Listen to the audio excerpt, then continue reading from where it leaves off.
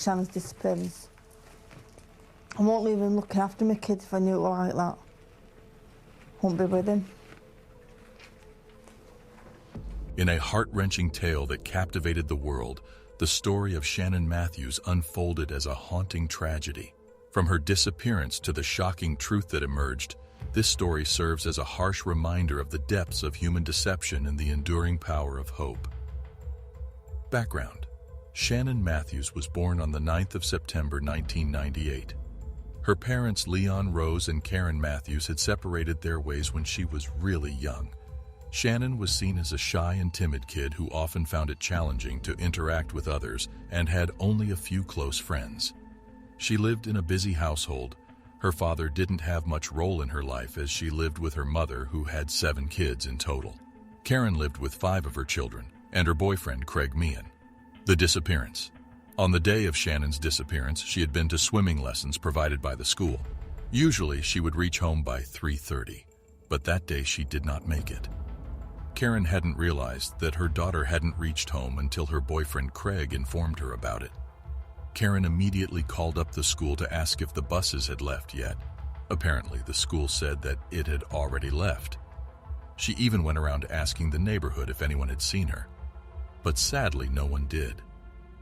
After about 3 hours, Karen finally decided to call up the police and report the missing case of her daughter. The news spread fast in the small town, raising panic and worry among the people of the town. Investigation begins. The police immediately enforced officers to start the investigation. After a continuous search for 24 hours, there was no luck for them. The public even offered to help them investigate. The hunt for Shannon grew more intense as the hours and days passed, and the police continued to pursue every point. The neighborhood joined together to search for Shannon, united in their determination and faithfulness. The police were running around searching for any clue or information that they might get. One thing that was noted by them, especially by the 2 family liaison officers assigned to Karen, was that it seemed that the mother of the missing child appeared to be the calmest of them all. Surely all the mothers or parents who had lost their kids would be in such a worry, wondering where their child might be. But strangely, Karen didn't appear to be affected by the outbreak. In the UK, for a case like this, the family is given 1 family liaison officer, but Karen was given 2. The reason was that DC Alex Grummett, the first liaison officer, suspected Karen because of her unnatural demeanor that she portrayed, so immediately the liaison officer requested the higher officials to send in a second officer as well, just to confirm his suspicions.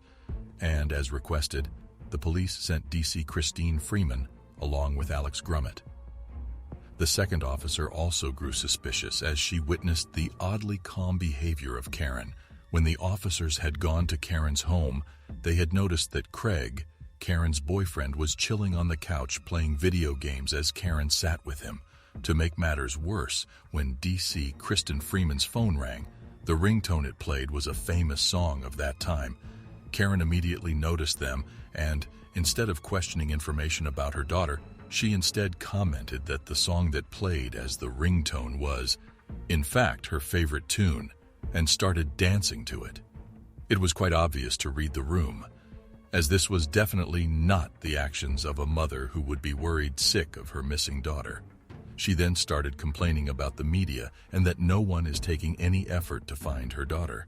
This was ironic, as she was literally dancing a few minutes again, not caring about her daughter, and now here she is complaining about how the police aren't doing anything. Hearing this, Christine was immediately taken aback. She couldn't believe that Karen was accusing the police of not searching for her daughter.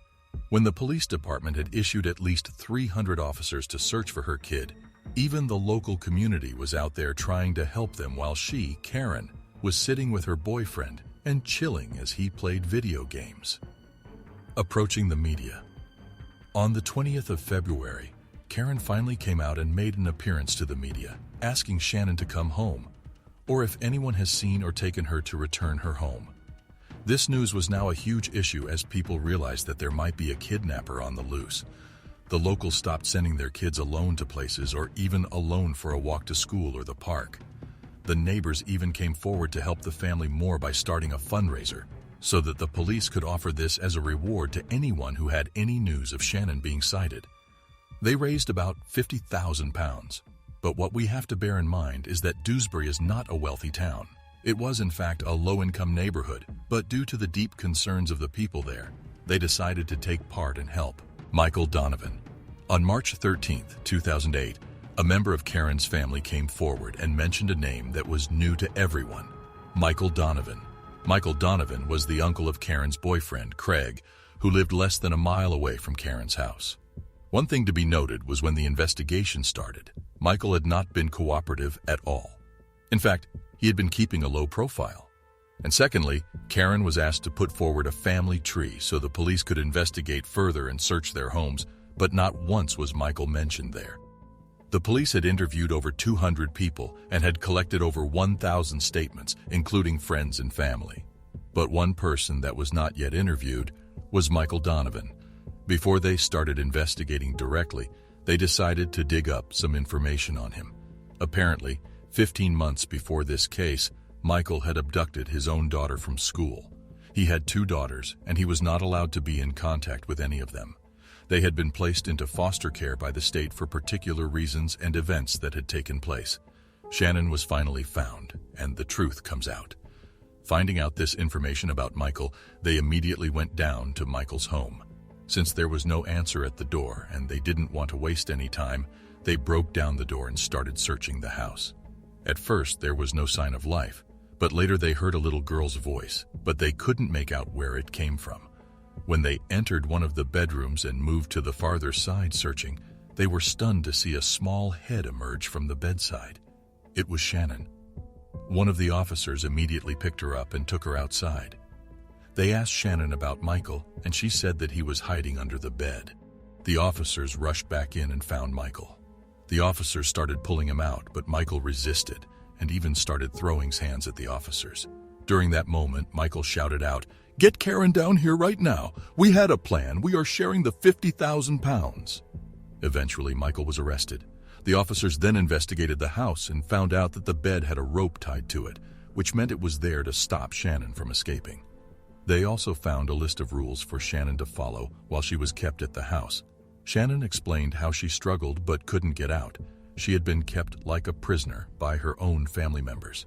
The disturbing truth is that Karen Mathews, Shannon's own mother, participated in an elaborate plan to pretend that her daughter had been abducted. Trial and imprisonment. On the 18th of March, Karen was taken to the police station for an interview. They inquired her about Michael, but she denied that she had any part in this plan and that Michael was lying. She even denied the fact that she knew where Michael lived. Yet another twist was that Craig, Karen's partner, was arrested on 11 counts of pedophilia. He was charged and sentenced separately from the Shannon Mathews case. Finally, in April of 2008, Karen was arrested, and on the way to her escort, she gave up and confessed to the police that she had known where Shannon was. The trial of Karen Mathews and Michael started in April of 2008 and went on till December 2008. During the trial, Karen tried blaming her boyfriend Craig, saying that she only went along with his scheme, but none of these lies seemed to work for her. Finally, Mathews and Donovan were imprisoned on the 23rd of January 2009 for false imprisonment and preventing the course of justice, and was sentenced to 8 years in prison, but due to the lenient system in the UK, they were released after 4 years for good behavior. Conclusion. Shannon's story highlights the significance of trust and the responsibility parents bear to safeguard their children. People came together, transcending differences to support Shannon's family and the search efforts. It's amazing how a community can come together in times of need. As the echoes of Shannon Mathews' story fade into the pages of history, we are left with a profound sense of sorrow and reflection. May her memory serve as a reminder to protect and cherish the innocence of every child, ensuring their safety and well-being. Comment down your thoughts on the tragic story of Shannon Mathews.